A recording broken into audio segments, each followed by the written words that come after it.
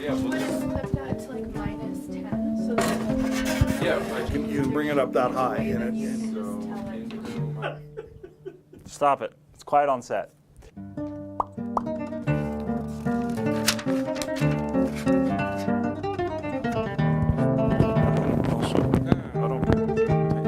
I'm just gonna do it. both cameras cut right here.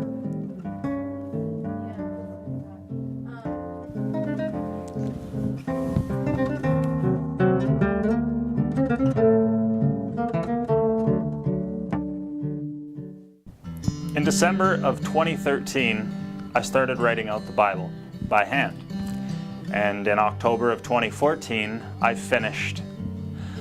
It was this process that God would use to court me and to win me. I fell in love with the Word, and I wanted to preach that Word, that truth, that gospel to everybody I could, whether professionally or unprofessionally.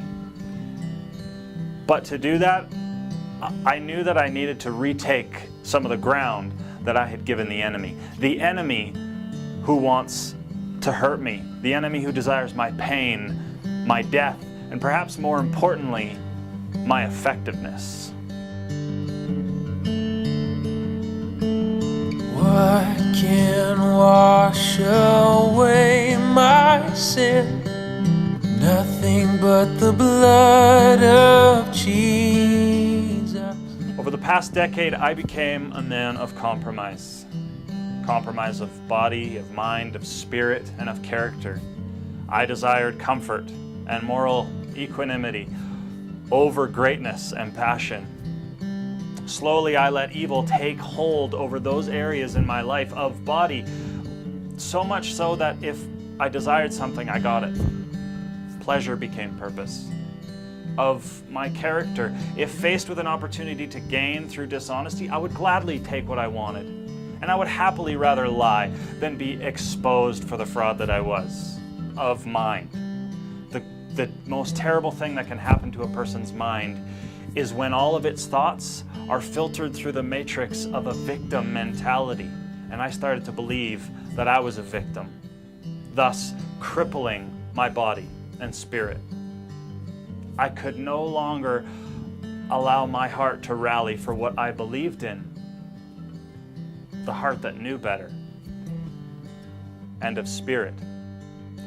I allowed the enemy to convince me that I had been defeated, marginalized, and relegated to waste.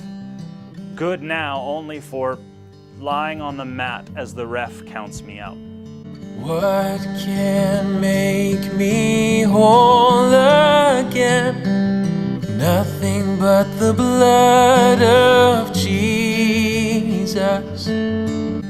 If I was to preach and to live this gospel, I would need to retake that ground that I lost. But I knew that I couldn't do it myself. I mean, I got myself into this mess, and I tried to get myself out, but to no avail. So I took this vow, this Nazarite vow, as a way to sort of haggle God out of the strength that I thought I needed to be his biggest supporter. I thought if I could only be this devout Christian, the infidels around me would fall to their knees, worshiping the heavens that manifested God's glory because of my obedience. I completely missed the point of the vow. Oh, precious is the flow that makes me white as snow. No other founts I know, nothing but the blood of Jesus. To fulfill the rigid girders that held up this vow, I didn't realize it at the time, but I needed the very thing at the beginning that I was doing the vow to get at the end. Strength. I needed my prize before I started running the race. I couldn't resist the body's wishes for smoke and for drink. That's why I wanted to do the vow, to regain this control. But how could I get through day one of the vow without first having that control? The simple answer is, God just gave me that strength on day one, and I had no idea. Life isn't a string of momentous events that are filled in by a mentally catatonic and hollow girth that make up the majority of life. Life is a constant deluge of forks in a finite road that forcibly advance you to a future version of yourself.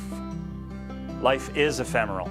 Moments are fleeting, but it's the stuff in between that has the real staying power in a person's life, because it is what is making you who you will be.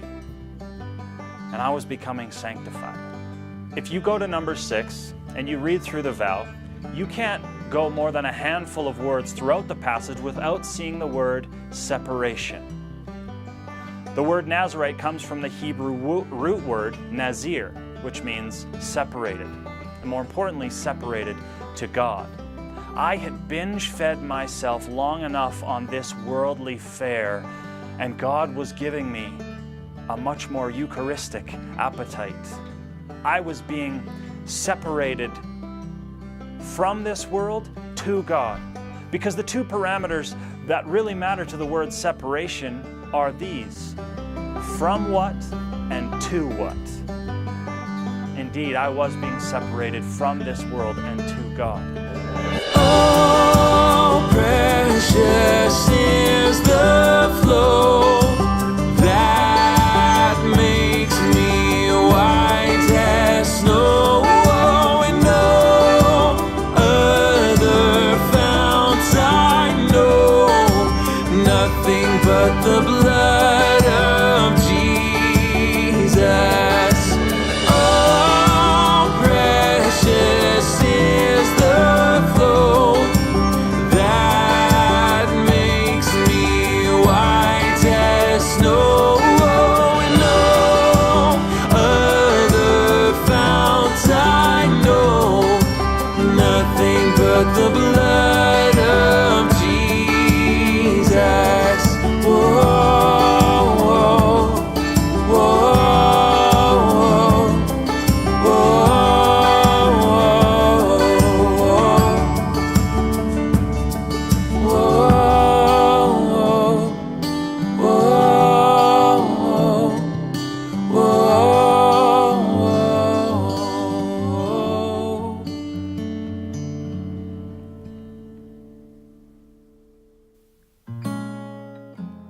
Like Paul says in Romans 1, I was becoming ready to preach. I was not ashamed of the gospel, but most importantly, I was a debtor. I am a debtor. This vow has separated me. Yeah. But not because I'm more holier than the next debtor. I know I'm not. But I'm separated because I'm aware of how truly unholy I am, and perhaps more so separated because I'm so much more aware of my need for a rescuer from my sin. You all see my beard grow. You can all see my awkward dining experiences as I have to order different things. Some of you saw me awkwardly skulking around the funeral of Millie Dines because it was an open casket and I couldn't go in. And you must have thought, my, how holy is he? How devoted is he? What does he use the Shekinah glory of God to light his room to get dressed in the morning? Well, your observations on my dedication might be right, but your inference as to my holiness couldn't be further from the truth. Lord, now indeed I find thy power and thine alone can change the leper spots and melt the heart of stone. With any law, there is the letter of the law and there is the intent of the law. Let's take stopping at a stop sign, for instance. The letter is make a full stop 3 meters back, look both ways, and proceed with caution. But the intent is much more nuanced. The intent is that you would understand that you're arriving at a potentially dangerous intersection and then you need to take caution. Well, With the Nazarite law, there is intention also, as well as the letter. The letter is much easier to follow. Take, for example, not cutting your beard or your hair. That's pretty easy to follow.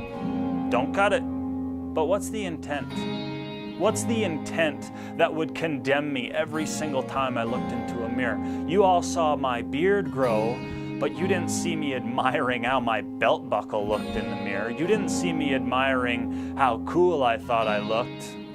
The intent behind not shaving is that your hairy, unkempt appearance would humble you, and that you would spend the time you normally use to groom yourself focusing on God's face, His image, His attributes, or maybe more importantly, His people, and giving His people His love.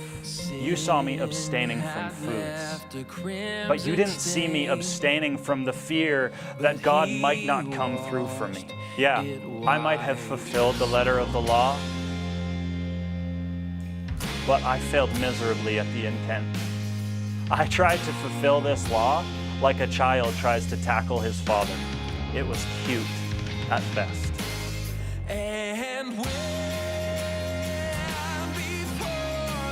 I am not a holy man. I am a separated man. I am separated by my knowledge of how unholy I am, and further separated by my gratitude then for the cross. At the end of the passage concerning the Nazarite vow, there's this joyous conclusion that reads, "After this, the Nazarite may drink wine." After what? Well, after being separated, after making sacrifices to be separated, and then offering sacrifices of blood to seal that separation. Does this not remind you of a man who separated himself, who made sacrifices to be separated? 2,000 years ago, a man named Jesus walked on this earth, and he told his closest friends that he would not drink the fruit of this vine until he drank it new with them in his Father's kingdom.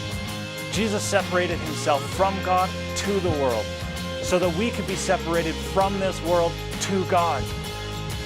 So now I will drink wine in remembrance of His blood that completed my separation, but also in hope as I look forward to the wine offered by Him at the completion of my life, the final separation. I am a debtor. I am separated. I am not ashamed of the gospel of a risen King.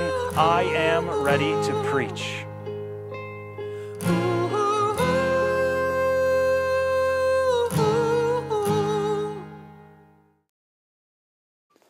Hey, I just got to say a huge thank you to my friend Caleb Delamont for letting me use his music. Go to the iTunes store and check out his new EP called Hymns, and then buy it. You won't regret it. SterlingHunter.ca